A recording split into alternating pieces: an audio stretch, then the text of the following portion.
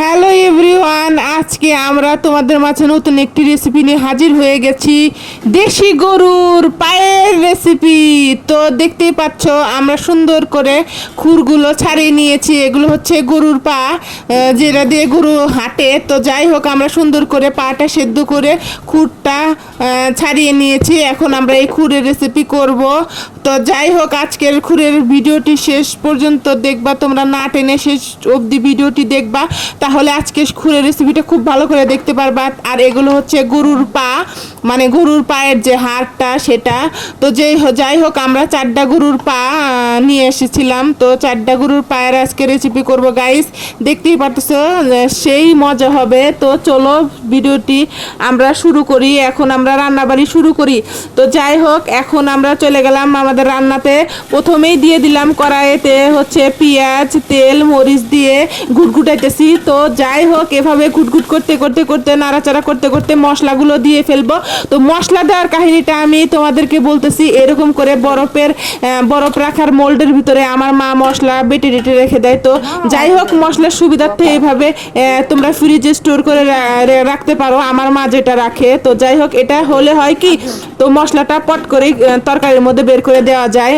তো এভাবে করে আমি সব বাটা মশলা টশলা, গুঁড়া মশলা টশলা যত যা লাগে সব দিয়ে নিতেছি। দিয়ে নিয়ে মশলার সব কিছু দিয়ে নিতেছি। তো যাই হোক, আজকে আমরা জামাই বউ রান্না করতেছি। আজকে আমার মায়েকে বলে দিছি যে তোমাদের আজকে কোনো রান্না করতে হবে না, আজকে আমরা জামাই বউ মিলে আজকে আমরা এই গরুর পাটা সেই মানে জোস করে রান্না করব। তো যাই হোক, আজকে আমরা দুইজনই রান্নাবাড়ি করতেছি। আর আমাদের মশলা দেওয়ার পর্বটা কিন্তু অনেকটাই শেষ। এখন আমরা গরুটা ভুনানোর দিকে যাচ্ছি। তো যাই হোক, এখনও যারা আমাদের শাওন জান্নাত পেজে চোখ রাখো, মানে শাওন জান্নাত ইউটিউব চ্যানেলটিকে সাবস্ক্রাইব করোনি, তাড়াতাড়ি গিয়ে আমাদের ইউটিউব চ্যানেলটিকে সাবস্ক্রাইব করে দাও গাইস। এবং আমাদের ফেসবুক পেজে যারা এখনও ফলো দাওনি, তারা আমাদের চ্যানেলটিকে ফলো দাও গাইস।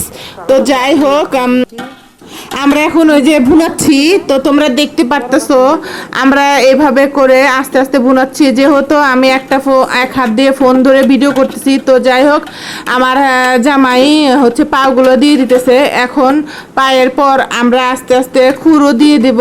তো যাই হোক, এখন আমরা ভালো করে নাড়াচাড়া করে এটাকে কষাবো কিছুক্ষণ। মানে যখন কষানোর পরে যখন হচ্ছে এটা সিদ্ধ হয়ে যাবে, তখন আমরা এটাকে পরিবেশন করব, নামিয়ে পরিবেশন করব। তো যাই হোক, এখন আমরা খুরগুলো দিয়ে দিচ্ছি, মানে খুরগুলো এখন দিয়ে দিলাম। তো এখন আমরা অনেক সুন্দর করে কষাবো, অনেকক্ষণ জাল করতে হবে, যেহেতু আমরা এটা গরুর পা সিদ্ধ হতে তো একটু সময় লাগবেই। তো যাই হোক, এভাবে আমরা ঝাঁকানাকা করে মাখিয়ে নিচ্ছি। এখন আমাদের মাখানো শেষ। তো এখন আমাদের মাখানো শেষ, দেখতেই পাচ্ছ আমাদের মাখানোর পরে কীরকম লুক হইলো। তো যাই হোক, এখন আমরা এই জিনিসটাকে ঢেকে দেব, ঢেকে না দিলে তো সিদ্ধ হবে না। তো যাই হোক, এখন আমরা ঢেকে দেব। ঢেকে দেওয়ার পরে একটু অপেক্ষা করব।